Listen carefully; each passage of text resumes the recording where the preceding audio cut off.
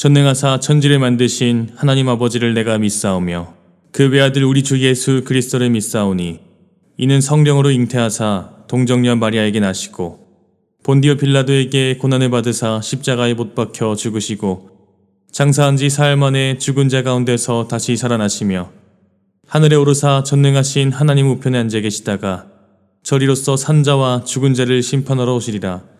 성령을 믿사오며 거룩한 공회와 성도가 서로 교통하는 것과 죄를 사하여 주시는 것과 몸이 다시 사는 것과 영원히 사는 것을 믿사옵나이다. 아멘.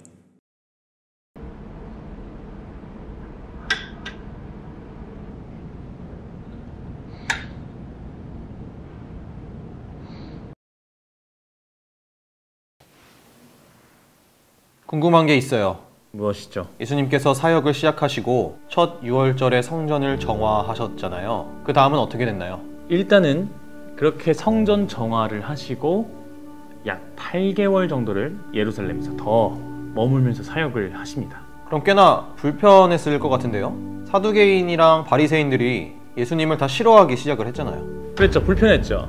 그래가지고 8개월을 사역하고 다시 갈릴리로 다시 가셔요. 그리고 그곳에서 사역을 또 하십니다. 근데 도착하니까 예루살렘에서 있었던 일들이 이미 소문이 거기도 다 퍼졌어요. 그래가지고 이제 많은 사람들한테 환호를 받기도 하고 막 대접을 받기도 하고 그랬었죠. 그렇게 수많은 인파에게 둘러싸여가지고 사역을 해 나가시는데 사람들이 보기에 참 의아한 행동을 몇 가지 하십니다. 무슨 일을 하셨는데요? 제자들을 본격적으로 모집하기 시작하는데 세리였던 마태를 제자로 부르십니다. 세리에 대해서 옛날에 들은 적이 있는 것 같아요. 로마의 앞잡이 취급을 당하던 그런 사람들 아닌가요? 그렇죠. 그래서 사람들 사이에서 이미 굉장히 유명한 사람이 돼 있는 상태인데 그 수많은 사람들 앞에서 대놓고 세리인 마태를 제자로 불렀다. 그러니까 이제 주변에서 좀 어땠을까요? 에바죠. 맞습니다. 솔직히 겸상불가해요. 그런데 예수님은 세리를 제자로 불렀습니다. 그러자 주변에서 이를 지켜보던 사람들이 이제 한마디씩 다 하는 거예요. 저였어도 뭐라 했을 것 같아요. 그 나라를 팔아먹는 사람들이랑 같이 있는 게 용납이 안 되는 거죠. 자, 그런데 예수님은 아주 단호하게 말씀을 하십니다. 당시에 예수님께서 수많은 병자들을 고쳐주는 일을 하셨어요. 그러고서 마태의 집에 들어가서 마태와 식사를 하신 겁니다. 그때 뭐라고 했는지 이 부분을 한번 읽어주세요.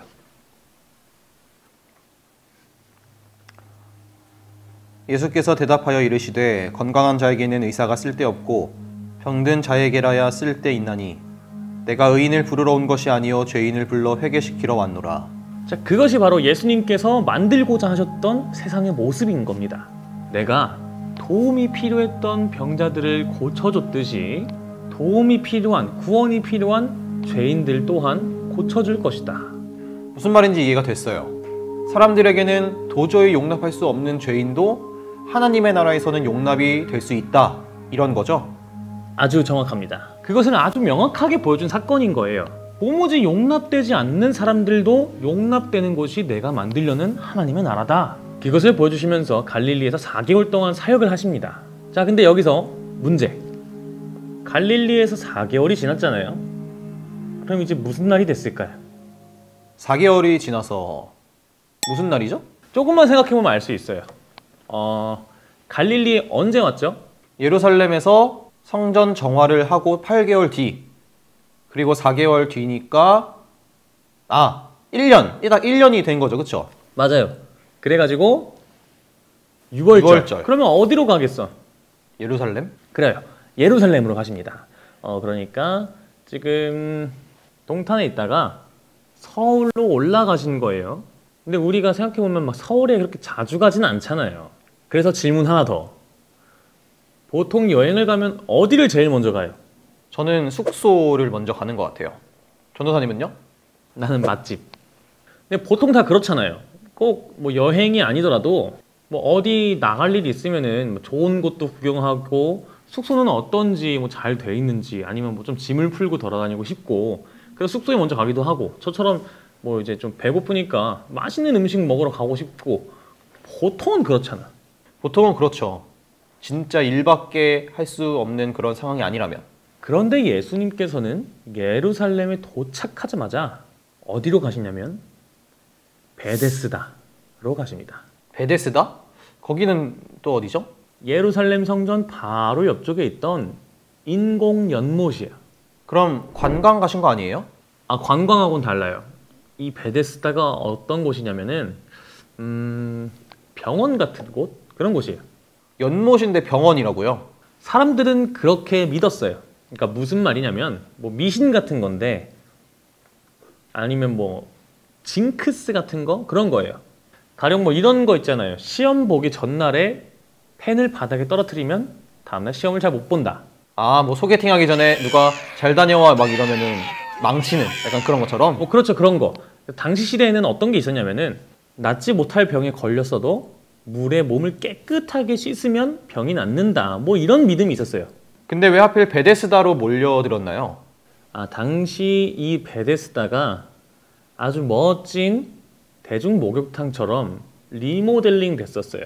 그래서 저기 몸을 씻기 정말 좋다 하고 병자들이 모여들었던 건데, 그러다가 하나의 미신이 생겨났어요. 이제 베데스다의 연못의 물이 가끔 이렇게 막 움직일 때가 있는데, 그때 베데스다의 몸을 다 던져서 담그면 병이 낫는다더라. 그런 소문이 퍼지기 시작하니까 이 병을 가지고 있는 사람들이 다 베데스다에 눌러 앉은 거예요. 이거 통계학적으로 근거가 있는 그런 말인가요? 그냥 뭐 그렇게 믿고 싶었던 거겠죠. 우리도 우리만의 징크스 같은 게 있잖아요. 뭐 가령 저는 신발을 벗고 일을 하면 뭔가 일이 좀 더 잘 되는 것 같아요. 막 그런 게 있어요. 그러면은 실제로 물이 움직였어요? 아, 물이 움직이기는 했어요. 근데 사람들이 그 물이 움직이는 걸 뭐라고 생각했냐면 천사가 물 위에 올라왔다라고 생각을 한 거예요. 그래서 그때 몸을 던져야만 된다라고 생각했던 건데, 사실은 이게 야외에 있다 보니까 비가 오면은 물이 더 차잖아요. 그래서 넘칠 때가 있었단 말이지. 그럴 때마다 이제 문을 개방해서 물을 좀 빼줬어요. 그러니까 이제 물이 흐르는 거잖아요. 그래서 물을 빼려고 물이 흘러나가니까 물이 움직이긴 했죠. 아, 그게 물이 움직이는 거라고?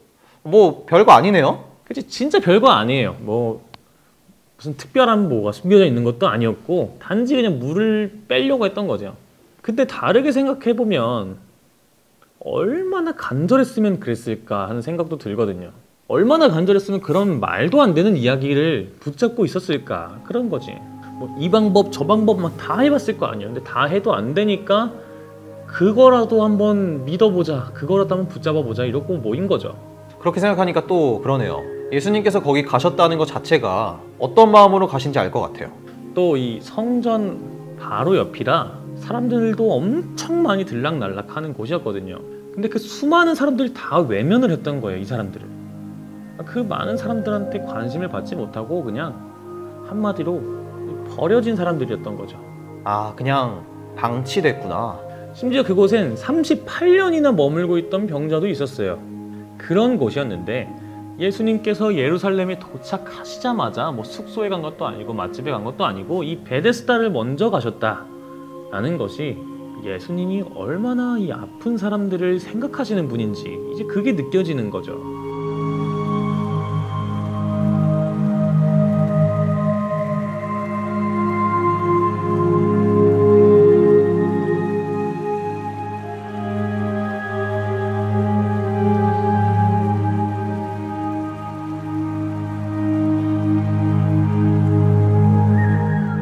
예수님이 그곳에 도착하시자마자 누구한테 가냐면은 38년 된 그 병자에게 가십니다. 그리고 그 사람을 고쳐줘요. 아, 진짜 너무 잘 됐다. 오늘 이야기 그냥 여기서 끝내주세요. 훈훈하게 그냥 해피엔딩으로 끝나게. 그러고 싶은데 뒤에 이야기가 조금 더 남아 있어요. 여기서 또 벌어질 일이 있어요? 문제가 있었는데 예수님께서 병자를 고쳐주신 그 날이 언제였냐면 안식일입니다. 안식일인 게 문제가 되나요? 안식일에는 진짜 아무것도 할 수가 없었어요. 심지어 이 불을 껐다 켰다 하는 일도 안 합니다. 아무 일도 하면 안 돼. 먹을 음식들도 전날에 미리 다 만들어 놓고 그때 그냥 먹기만 합니다. 아니, 그래도 뭐 나쁜 일을 한 게 아닌데? 그리고 아무도 안 봤으면 그만이잖아요. 그런데 예수님께서 이 예루살렘으로 돌아오시자마자 예수님의 행보를 굉장히 예의주시하던 사람들이 있었어요. 왜 그 예수님을 싫어하던 사람들이 있었잖아요. 누굴까요? 설마 바리새인과 사두개인들? 근데 그 사람들도 그래도 하나님을 믿고 따르는 사람들이잖아요. 그래도 사람을 살리는 일인데 그런 거 가지고 뭐라고 하면 안 되는 거 아닌가요? 근데 그들에겐 이미 그게 중요한 게 아니에요. 예수님을 어떻게든 고발하려고 들었기 때문에 그냥 고발거리만 생기면 된다, 뭐 이런 생각을 하고 있는 거죠. 그래서 지금 예수님이 율법을 어겼다, 그거에만 지금 엄청 사로잡혀 있는 거예요. 그래서 어떻게 됐어요?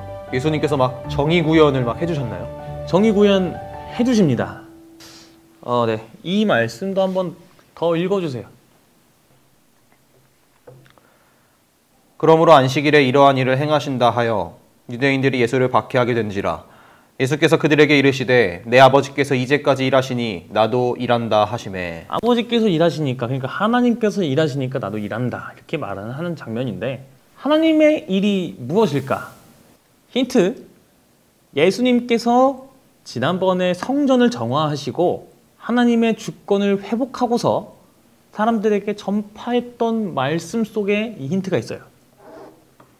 영생. 그렇죠. 하나님은 사람들의 생명을 주관하는 일을 하시죠. 즉 하나님의 일은 생명을 보살피는 일이다, 이렇게 말할 수 있습니다.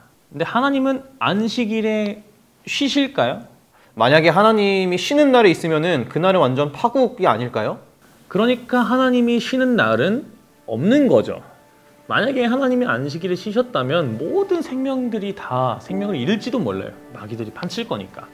안식일은 사람들에게 평안과 평화와 또 쉼, 그런 것들을 주기 위해서 만든 것이고, 하나님은 그날에 쉬지 않습니다. 즉 사람들의 생명을 보존해 주기 위해서 만드신 날인 거거든요. 그래서 예수님께서 그렇게 말씀하신 거예요. 안식일에도 하나님께서는 생명을 보살피시기 위해서 일하시니까, 그러니까 나도 일한다. 왜냐하면 하나님께서 나를 보내신 이유는 그거고, 내가 앞으로 해나가야 할 일이 그것이기 때문에 나는 안식일에도 생명을 보살필 거다, 이렇게 말을 하고 계신 거거든요. 아, 예수님의 행동을 통해서 확실하게 알게 된 게 있어요. 무엇이죠? 구원이 필요한 모든 사람들을 위해서 일하시는 거잖아요.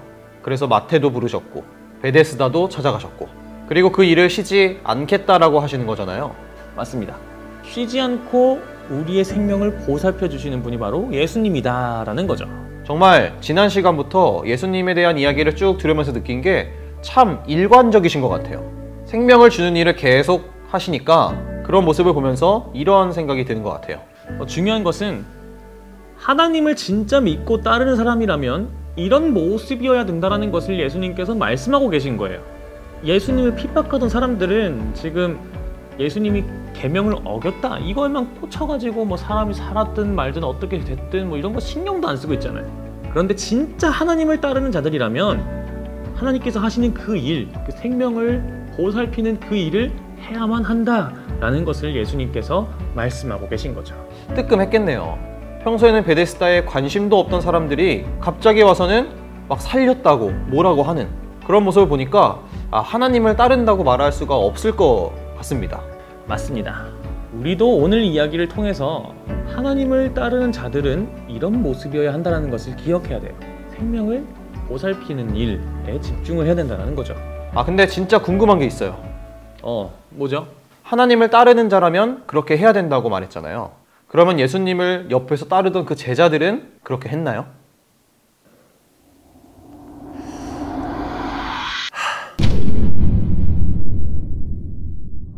하나님을 믿는 자라면 이런 모습이어야 한다라고 하시면서 예수님께서 생명을 보살피는 그런 일을 하셨습니다. 우리가 기억할 것은요, 예수님께서는 그런 세상을 만들기를 원하셨다라는 것입니다. 누군가에게 받아들여지지 않는 모습들, 용납될 수 없는 부분들을 가지고 있는 모든 사람들도 예수님께서는 자신의 나라로 초대하셨고 그들과 함께하기를 원하셨습니다. 그것이 우리에게 참 위안이 되는 사실은, 우리가 어떠한 모습이든 상관이 없이 예수님께서는 손을 내밀어 주신다라는 것이죠. 그것을 꼭 기억하시면서 오늘도 나에게 손 내미시는 예수님께 아무것도 감출 것 없이 나가는 여러분들이 되기를 소망합니다. 누군가에게 정말 말하기 어려운 것들이 있잖아요. 밝힐 수 없고 숨길 수밖에 없고 정말 말하기 무서운 그런 것들, 그런 문제들도 예수님께서는 상관이 없이 다 들어주고 받아주신다는 것, 그 사실을 여러분 꼭 기억하시면서 오늘 하루를 마치시면서 이런 기도를 하셨으면 좋겠어요. 여러분의 하루를 돌아보시면서 남들에게 하지 못했던 이야기, 내 마음속에 나만 담아두고 있는 그런 이야기들을 예수님께 조용히 털어놓아 보았으면 좋겠습니다.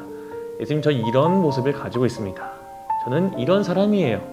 그렇게 우리가 진실된 고백으로 나아갈 때 예수님께서는 타이르지 아니하시고 책망하지 않으시고 오히려 우리에게 손을 내미시고 더 가까이 이끌어 주실 겁니다. 그 은혜의 손길을 경험하는 여러분들이 되기를 소망합니다. 그런 우리 모두를 사랑하시고자 오신 예수님이기 때문에 우리를 여전히 더욱 큰 사랑으로 맞이해 주실 것입니다. 그렇게 더욱 큰 사랑 안에 거하는 오늘 그리고 이번 한 주 보내시는 여러분 모두가 되시기를 소망합니다. 자, 그러면 제가 기도하고 오늘 모든 시간을 마치도록 하겠습니다.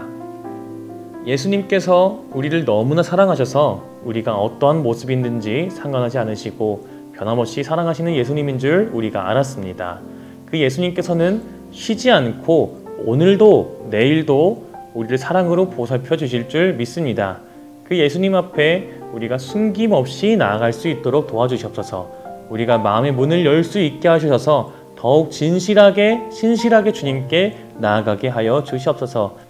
나를 용서해 주시고 용납해 주시고 나의 그 모든 모습들을 보다듬어 주시는 예수님의 사랑의 손길을 느낄 수 있고 경험할 수 있는 우리 친구들 되게 하여 주시옵소서. 그래서 그 사랑으로 인하여서 더욱더 멋지고 아름다운 존재로 거듭날 수 있는 우리 틴즈 친구들 될 수 있도록 주님 도와주시옵소서. 감사드리며 예수 그리스도의 이름으로 기도합니다. 아멘. 하늘에 계신 우리 아버지여, 이름이 거룩히 여김을 받으시오며 나라가 임하시오며 뜻이 하늘에서 이루어진 것 같이 땅에서도 이루어지이다. 오늘 우리에게 일용할 양식을 주시옵고 우리가 우리에게 죄 지은 자를 사하여 준 것 같이 우리 죄를 사하여 주시옵고 우리를 시험에 들게 하지 마시옵고 다만 악에서 구하시옵소서. 나라와 권세와 영광이 아버지께 영원히 있사옵나이다. 아멘.